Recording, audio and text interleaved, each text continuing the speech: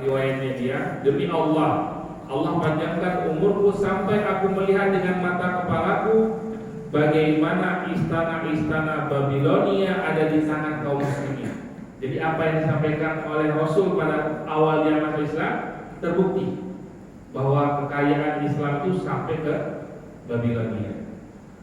Kemudian dengan mata kepalanya dia melihat seorang wanita berangkat dari kondisinya sendirian, berangkat ke Mekah aman, selamat. Dia melihat dengan mata kepalanya sendiri. Dan kata Adi juga, kalau Allah panjangkan umurku maka aku pun akan melihat. Yang satu lagi, apa tadi yang satu lagi? Lupa. Apa aja tadi?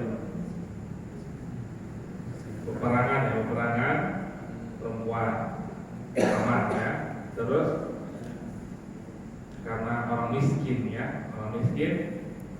akan Allah bukakan sampai kekayaan Babylon. Yang ketiga terakhir Pak, melihat orang miskin rumahnya digubuk-gubuk gitu ya.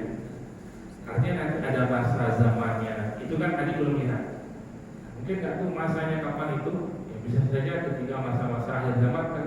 Mungkin ketika kekhalifahan dipegang lagi oleh Imam Mahdi. Ya udah selesai semuanya huru hara akhir zaman gitu ya.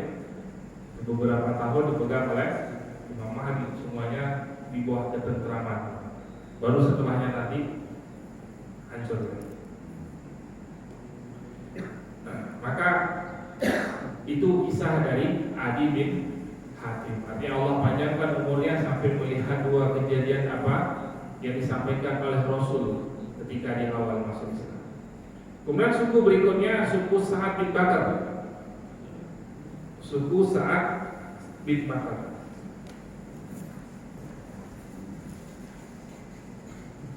Kita runut sedikit Pak, yang sebelumnya ada suku Tamim ya, Bani Tamim. Kemudian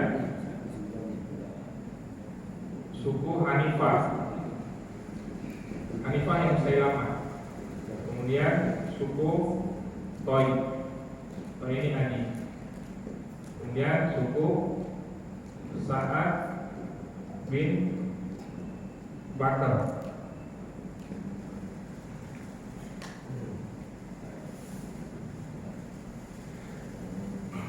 Pimpinan suku Sa'ad bin Bakar namanya Dumam bin Sa'labah. Pimpinannya. Dia adalah ahli dalam ilmu firasah. Ilmu firasah ini ilmu baca gestur tubuh Pak. Ini orang jujur apa bohong, itu ilmu firasah. Kalau hari ini ilmu apa tuh? Bukan ilmu tujuh.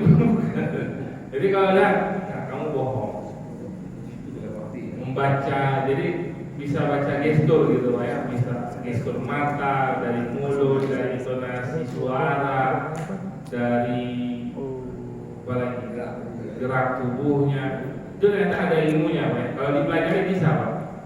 Ya, kalau dipelajari bisa. Ada pidana, ada tuh kata bohong gitu ya, bohong. Nah, kalau di pengadilan gimana Pak? Berlaku nggak ilmu itu Pak? Di kepolisian. Kepolisian ya, kalau di polisi banyak. Sambo kemarin kan gitu tuh. Kami dulu di pondok pernah belajar untuk keamanan pengasuhan, diajarkan ini bohong, ini salah. Gimana memancing dia untuk, karena orang jujur itu biasanya lempeng gitu ngomong. Tapi kalau udah bohong pasti berbelit-belit. Kalau udah berbelit-belit pasti ada sesuatu yang tutupin. Biasanya ancam sedikit mau jujur. Nah, Dumam bin Sa'labah, pimpinan suku Sa'ad bin Bakar, ahli dalam ilmu ini. Maka kaumnya, rakyatnya gitu ya, meminta Dumam untuk datang kepada Nabi membaca. Nabi itu jujur atau enggak? Muhammad itu jujur atau enggak? Kalau memang jujur ya kita ikutin. Kalau bohong ya jangan. Maka berangkatlah Dumam ke Madinah. Kaumnya meminta Dumam untuk pergi ke Madinah untuk menilai ya, bagaimana apakah Muhammad itu jujur atau berbohong. Kalau jujur maka kita akan ikuti. Maka pergilah Dumam ke Madinah dan masuk ke Masjid Nabawi, dan Dumam belum mengenal Nabi, belum kenal Nabi. Maka dari belakang dia bertanya, siapa di antara kalian anak Abdul Muttalib? Siapa Abdul Muttalib? Kakek. Dan memang pada masa itu mereka sering bukan manggil nama ayahnya, tapi kadang-kadang ke nasab kakeknya atau orang yang paling terkenal di keluarga tersebut gitu.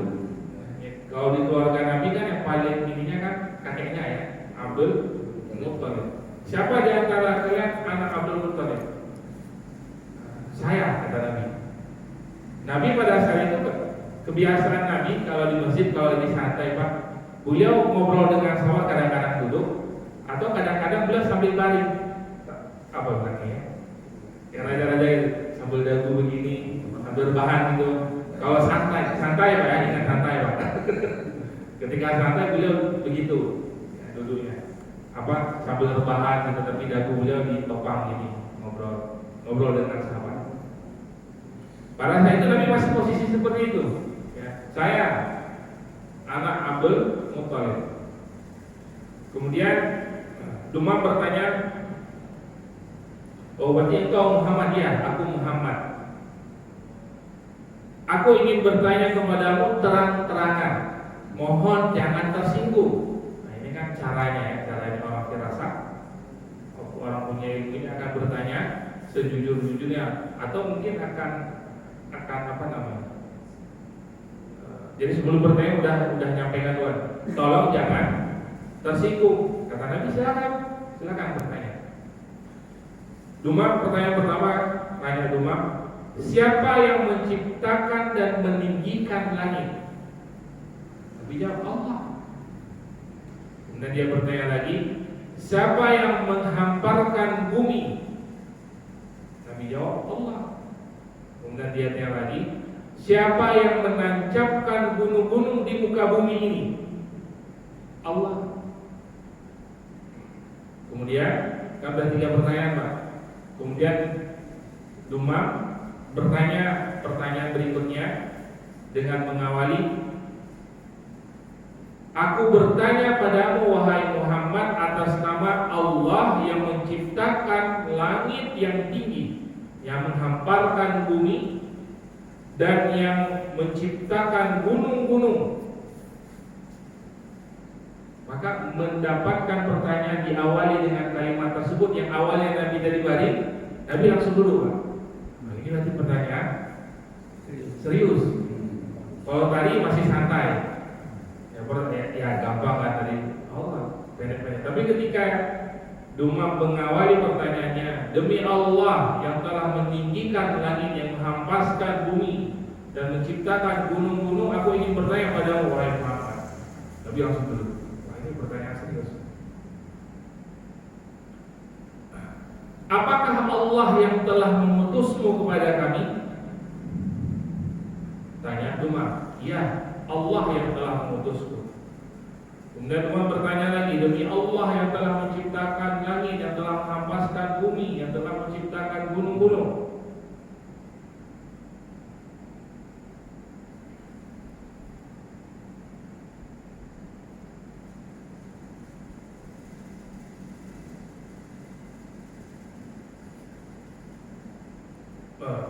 Setelah menjawab tadi yang pertanyaan pertama, ketika itu Umar langsung masuk Islam. Karena bagi dia sudah tidak ada lagi kebohongan dari jawaban kan semua pertanyaannya dijawab dengan, dalam ilmu dia Muhammadiyah, bahwa Nabi Muhammad tidak ada sedikit pun berbohong dalam menjawab. Maka ketika itu Dumam langsung masuk Islam, bersyahadat saat itu. Selesai bersyahadat dia tapi masih lanjut bertanya. Aku bertanya padamu atas nama Allah menciptakan dan meninggikan langit, menghamparkan bumi dan menancapkan gunung-gunung. Apakah Allah yang memerintahkan padamu kepada kami untuk melaksanakan sholat 5 waktu sehari? Ya, Allah. Kemudian apakah Allah yang memerintahkan kamu agar kami mengeluarkan zakat dari harta-harta kami? Ya, Allah. Kemudian dia bertanya lagi, apakah Allah yang memerintahkan kamu? Apakah Allah yang memerintahkan kami untuk puasa Ramadan? Untuk berpuasa di bulan Ramadan? Ya Allah. Kemudian apakah Allah yang memerintahkan kami agar haji ke Baitullah? Ya Allah. Jadi pertanyaannya apa ya? Rukun Islam. Ya semuanya ditanya. Ya, karena Imam Syafi'i juga paham ya tentang ayat